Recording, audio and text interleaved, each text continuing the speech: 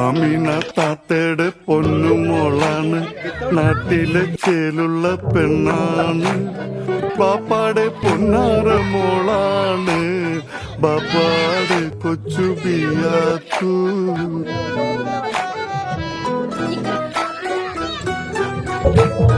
കരിമീൻ പിടക്കണ കണ്ണാണ്, കവിത തുടിക്കണ കണ്ണാണ്, കരളില് മുന്തിരിക്കാറ് നിറയ്ക്കണൊരഴകിന്റെ പൊന്നൊളി മുത്താണ്.